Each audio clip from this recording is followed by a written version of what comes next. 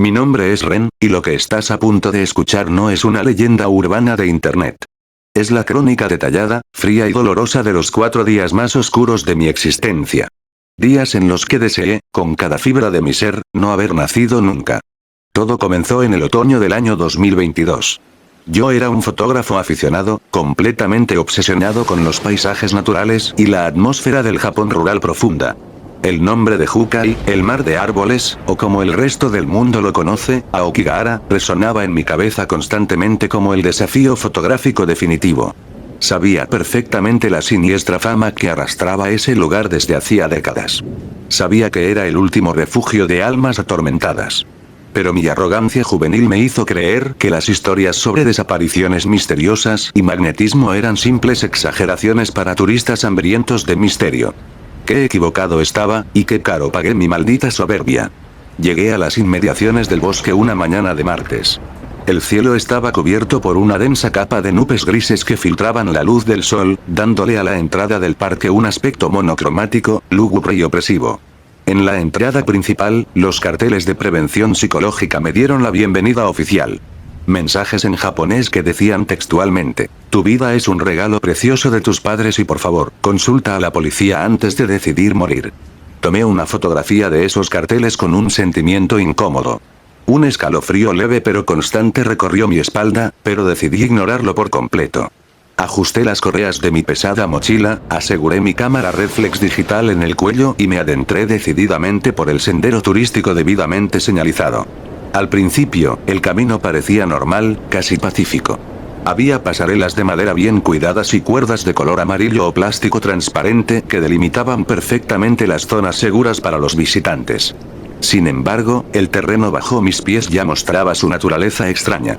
Estaba formado por lava endurecida de las antiguas erupciones del monte Fuji, cubierta por un musgo verde sumamente espeso y acolchado. Las raíces de los árboles no se hundían en la tierra profunda, se arrastraban visiblemente por la superficie como serpientes petrificadas, retorciéndose entre ellas y buscando grietas en la roca volcánica para sostenerse. Era una belleza grotesca, casi alienígena. Caminé durante una hora entera, tomando fotos de los sutiles juegos de luces entre las copas de los árboles altos. El ambiente era extrañamente silencioso, una calma que pronto se volvió incómoda. Aokigahara carece casi por completo de fauna mayor. No hay pájaros cantando en las ramas, no hay ruidos de pequeños animales corriendo entre la maleza seca. Solo existía el sonido monótono de mis propios pasos sobre el suelo poroso de lava. Fue exactamente a las 2 de la tarde cuando cometí el error imperdonable que arruinaría mi vida para siempre.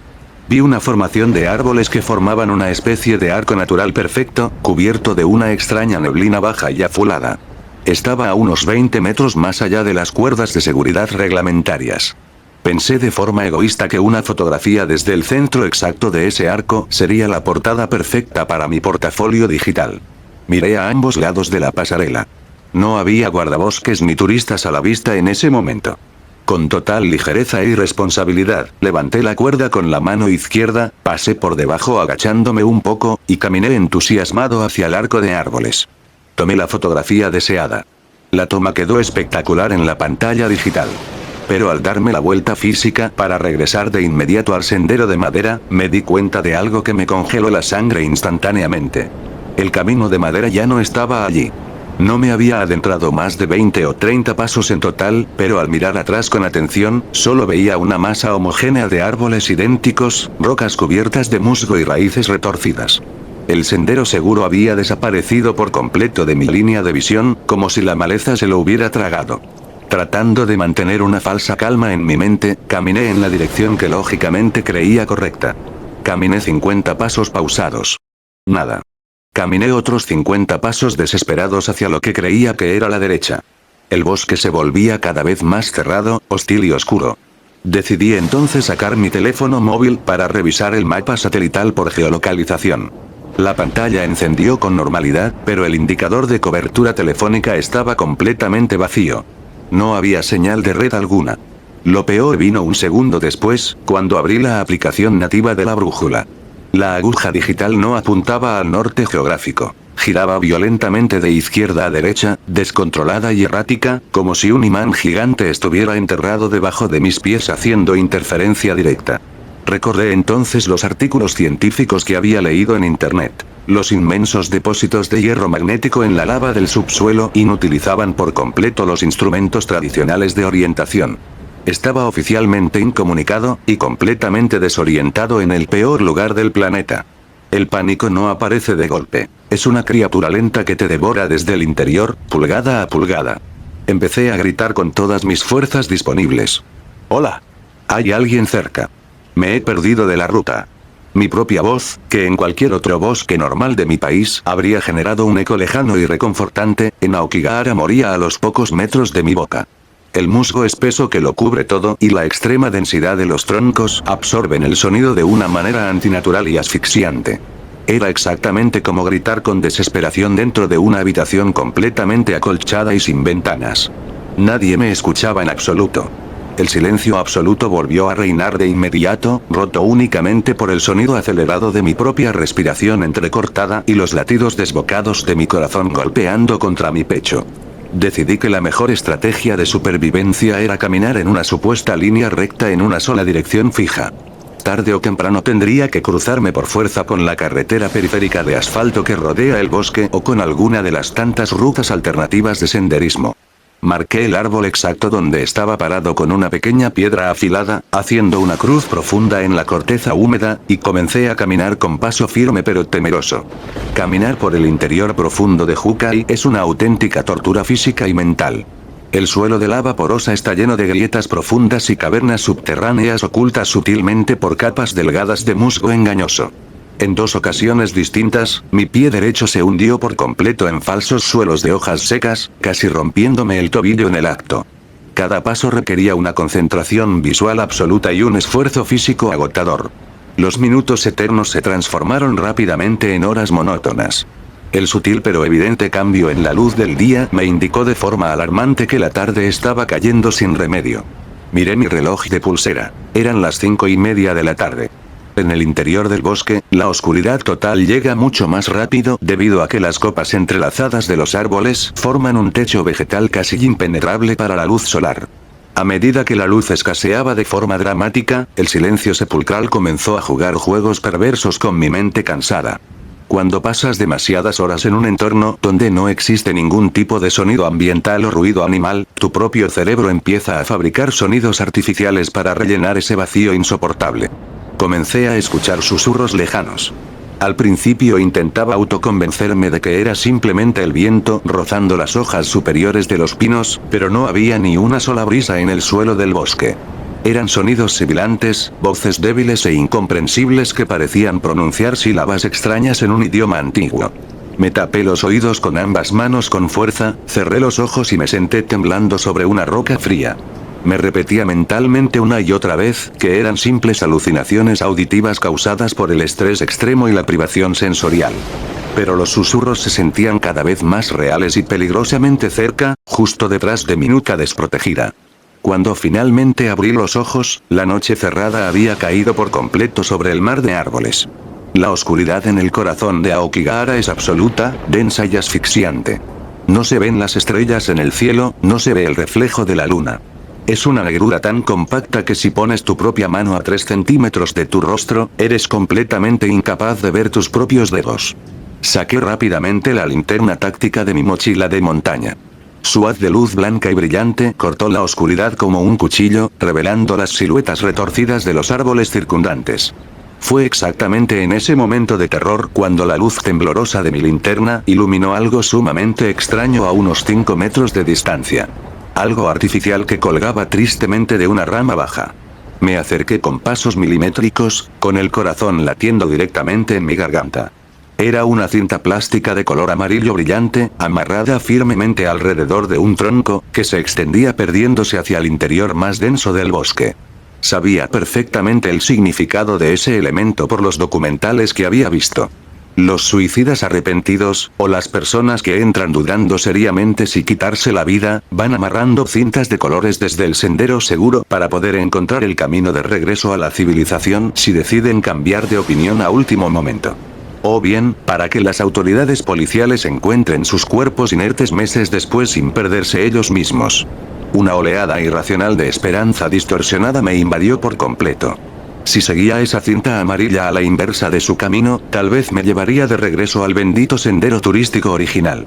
Comencé a seguir el rastro plástico con desesperación ciega, iluminando la cinta con mi linterna de mano. La cinta amarilla zigzagueaba caprichosamente entre los árboles caídos, subiendo por pequeñas colinas de piedra volcánica y bajando por zanjas oscuras. Corrí desesperado, tropezando constantemente con las malditas raíces, siguiendo ciegamente esa delgada línea de plástico como si fuera mi único salvavidas en el mundo. Sin embargo, la cinta amarilla terminó de golpe. No terminaba en una pasarela de madera ni en una carretera. Terminaba amarrada directamente a la base de un árbol gigantesco y antiguo. E iluminando lentamente hacia arriba con la luz de mi linterna, descubrí el verdadero horror de Aokigahara. Una soga gruesa y vacía colgaba macabramente de la rama principal más fuerte. Debajo, esparcidas descuidadamente entre el musgo húmedo, había pertenencias personales descompuestas de forma terrible por el paso inexorable del tiempo. Una mochila vieja carcomida por los hongos del bosque, un par de zapatos deportivos de marca llenos de lodo negro y una billetera de cuero completamente podrida por la humedad constante. El dueño original de esa cinta amarilla nunca regresó a casa. Siguiendo el camino de alguien que en el fondo de su alma no quería ser encontrado jamás, me había adentrado conscientemente aún más en las fauces hambrientas del bosque maldito. Pasé el resto de esa primera noche interminable acurrucado contra las raíces del mismo árbol donde encontré la soga vacía. No me atrevía a moverme ni un solo metro en la oscuridad total. Apagué la linterna para conservar la batería, lo que me sumergió en una negrura tan profunda que perdí la noción de dónde terminaba mi propio cuerpo y dónde empezaba el bosque. El frío del suelo volcánico comenzó a filtrarse a través de mi ropa de montaña, calándome los huesos de manera implacable. Dormir era una misión completamente imposible. Cada vez que mis ojos intentaban cerrarse por el cansancio físico, el crujido lejano de una rama rompiéndose o el eco imperceptible de un lamento ficticio me obligaban a abrirlos de golpe, con el cuerpo empapado en un sudor helado de puro terror. Cuando los primeros rayos débiles del amanecer del miércoles lograron filtrarse muy sutilmente a través del denso techo de hojas, mi estado físico ya era deplorable. Tenía la boca completamente pastosa y una sed devoradora comenzaba a quemar mi garganta. Revisé mi mochila con desesperación contenida. Solo me quedaba media botella de agua mineral de 1 litro y una barra de cereales a medio terminar. Sabía que si no racionaba esos pocos recursos de manera estricta, moriría de deshidratación en menos de 48 horas en ese laberinto verde.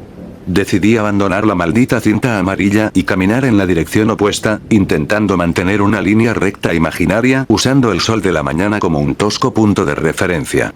Sin embargo, en Aokigahara el sol es un juez engañoso. Al no poder ver el horizonte de forma clara, debido a la altura y densidad de los pinos y cipreses, es sumamente fácil confundir el este con el oeste a medida que las horas avanzan y las sombras cambian de ángulo sutilmente. A las 12 del mediodía, el cansancio físico severo empezó a transformarse en un peligroso delirio mental causado por la falta de alimento y el estrés psicológico continuo. El paisaje a mi alrededor se había vuelto una repetición infinita y monótona de sí mismo. Cada roca cubierta de musgo verdoso se veía exactamente igual a la anterior. Cada tronco retorcido parecía el mismo árbol que había pasado hacía media hora. La terrible sospecha de que estaba caminando en círculos perfectos comenzó a taladrar mi cerebro con fuerza. Para comprobarlo, caminé 20 minutos más hacia el frente hasta que me topé de frente con un tronco que tenía una marca familiar. Me acerqué con el corazón latiendo desbocado. Era el árbol donde yo mismo había esculpido la cruz con la piedra el día anterior. Había caminado durante horas con un esfuerzo sobrehumano solo para regresar exactamente al mismo punto de inicio. El bosque se estaba burlando activamente de mí. La desesperación absoluta me hizo perder el control de mis actos por completo. Comencé a correr salvajemente en cualquier dirección, gritando como un loco desquiciado, golpeando las ramas bajas con mis manos desnudas y llorando de pura impotencia masculina. Caí de rodillas varias veces sobre las rocas volcánicas afiladas, rompiéndome los pantalones y sufriendo heridas sangrantes en las rodillas que comenzaron a manchar el musgo verde de un color rojo brillante.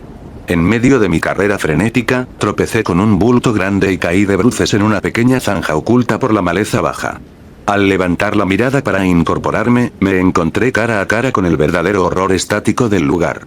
A menos de 30 centímetros de mi rostro, sobresaliendo parcialmente de una densa capa de hojas en descomposición y ramas secas, se encontraba un cráneo humano perfectamente blanqueado por el tiempo y los elementos climáticos. A su lado, envueltos en los restos andrajosos de una chaqueta de oficina azul oscuro, descansaban los huesos de las costillas y las piernas de una persona que claramente se había quitado la vida allí hacía muchos años atrás. Los restos mortales estaban rodeados de frascos plásticos vacíos de medicamentos recetados y una nota de despedida escrita en papel que la humedad del bosque ya había borrado por completo, convirtiéndola en una masa de pulpa blanca ilegible. El impacto visual y psicológico de ese macabro descubrimiento me devolvió la lucidez de golpe a través del shock puro. Me arrastré hacia atrás frenéticamente, jadeando como un animal acorralado, mientras mi estómago se revolvía por completo del asco y el miedo. Ese esqueleto anónimo era el reflejo exacto de mi propio futuro inevitable si no lograba dominar el pánico de inmediato y encontrar una salida real de ese infierno verde. El bosque no era simplemente un parque natural hermoso, era un cementerio gigante a cielo abierto, un lugar de descanso eterno para cientos de almas rotas que ahora ejercía una extraña y pesada atracción magnética y psicológica sobre los vivos que osaban profanarlo. El jueves amaneció con una densa y pesada niebla que se arrastraba perezosamente por el suelo del bosque, reduciendo mi visibilidad a menos de 5 metros de distancia. Mi suministro de agua se había agotado por completo la tarde anterior, y mi lengua se sentía inflamada y áspera dentro de mi boca seca. El hambre se había transformado en un dolor sordo y constante en el centro de mi estómago, pero lo que realmente me estaba matando centímetro a centímetro era la falta extrema de sueño y el agotamiento psicológico de estar en alerta máxima constante. Mis pies se arrastraban pesadamente por el irregular terreno volcánico, y cada paso requería un esfuerzo mental consciente y doloroso. Las alucinaciones visuales comenzaron a sumarse a las auditivas de forma dramática. En la periferia de mi visión borrosa, veía constantemente sombras oscuras y delgadas que se movían rápidamente de un árbol a otro, como si figuras humanas me estuvieran acechando pacientemente desde la distancia de la niebla, esperando a que cayera desplomado para reclamar mi cuerpo.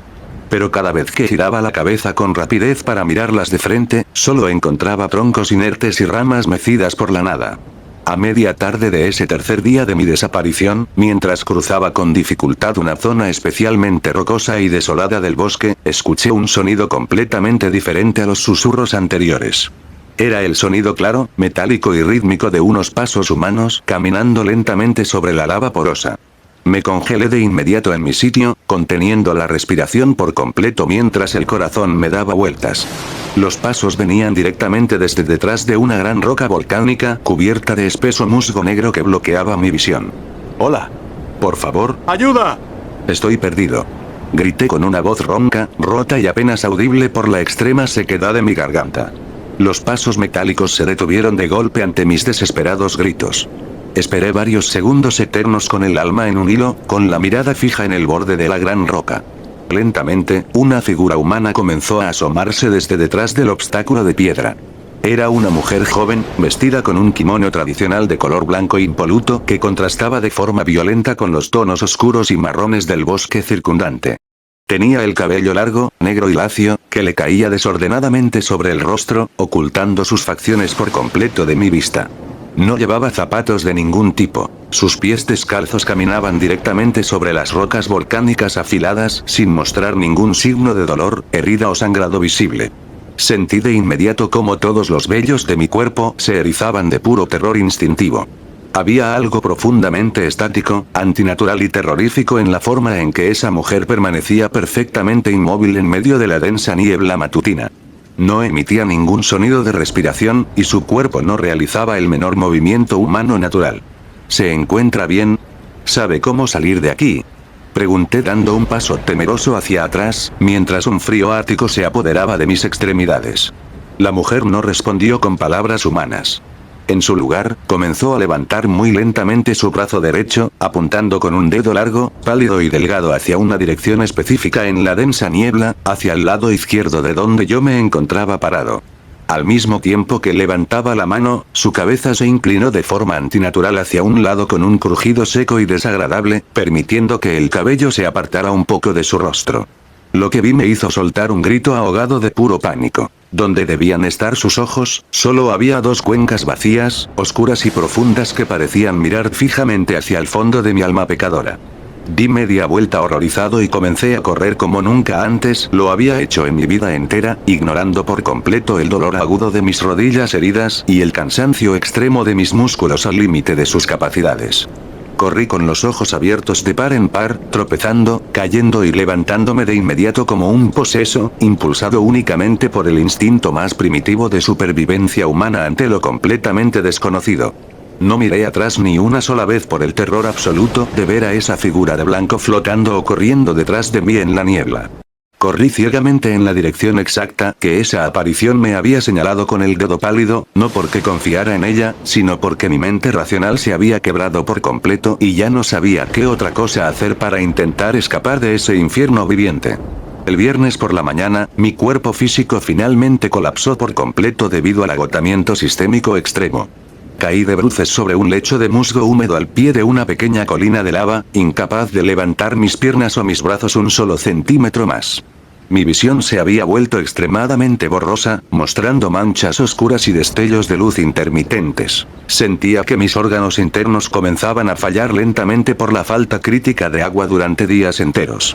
Cerré los ojos con una profunda resignación dolorosa, aceptando mentalmente que este rincón olvidado de Aokigahara se convertiría finalmente en mi tumba definitiva y que mi cuerpo pasaría a formar parte de la larga lista de personas desaparecidas para siempre en el mar de árboles.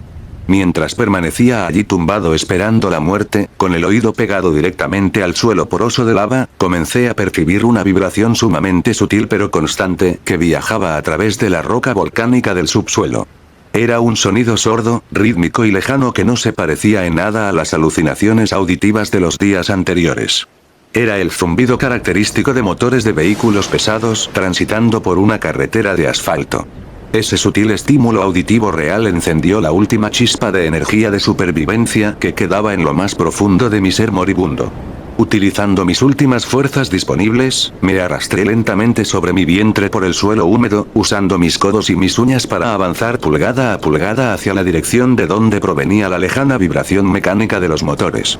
El progreso era exasperantemente lento y doloroso. Mis uñas se rompieron y sangraron abundantemente al clavarse con desesperación en la dura roca volcánica, pero me negaba rotundamente a rendirme estando potencialmente tan cerca de la salvación. Tras 2 horas de un agónico y sangriento arrastre humano a través de la maleza densa, el bosque comenzó a abrirse muy sutilmente frente a mis ojos borrosos. La vegetación densa empezó a perder fuerza, y la luz del sol directa golpeó mi rostro con una intensidad cegadora. Con un último esfuerzo sobrehumano que agotó la última gota de mi energía vital, logré trepar una pequeña zanja de tierra suelta y caí rodando pesadamente sobre una superficie plana, dura y caliente. Era el asfalto gris de la carretera periférica número 139 que rodea el Parque Nacional. Lo había logrado por milagro. Estaba fuera del bosque. Permanecí tendido en medio del asfalto caliente, medio inconsciente y completamente incapaz de moverme para ponerme a salvo de los vehículos. Pocos minutos después, escuché el chillido agudo de unos frenos de coche que se activaban de golpe a pocos metros de donde yo yacía tirado. Era un camión de reparto local cuyo conductor japonés bajó de inmediato del vehículo, corriendo hacia mí con el rostro pálido de la sorpresa y gritando palabras de auxilio en su idioma natal que apenas alcancé a procesar en mi mente nublada antes de perder el conocimiento por completo. Desperté 3 días después en una camilla de la sala de cuidados intensivos del hospital público de la ciudad de Yamanashi. Estaba conectado a múltiples vías intravenosas que rehidrataban mi cuerpo demacrado y alimentaban mis órganos dañados, con mis extremidades cubiertas de pesados vendajes médicos blancos debido a las severas laceraciones sufridas durante mis caídas y mi posterior arrastre por el suelo de lava. Los médicos me informaron con rostros serios que sufría de una deshidratación severa extrema, un principio grave de hipotermia nocturna y un shock psicológico agudo profundo, y que haber sobrevivido 4 días completos sin agua en el interior denso de Aokigahara era un auténtico milagro médico que desafiaba las estadísticas oficiales de la policía local. Ha pasado más de 1 año desde aquella terrible experiencia que marcó mi vida para siempre, pero las secuelas psicológicas continúan completamente intactas en mi mente. Físicamente logré recuperarme por completo gracias al tratamiento médico, pero mis noches siguen siendo un auténtico infierno de pesadillas constantes.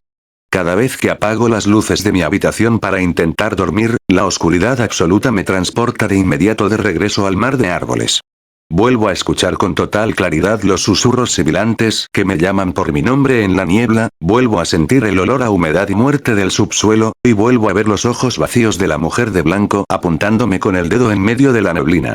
Logré escapar físicamente con vida de Aokigahara, pero una parte muy profunda de mi alma se quedó atrapada para siempre entre sus raíces retorcidas, y sé con total certeza que el bosque sigue esperando pacientemente mi regreso definitivo.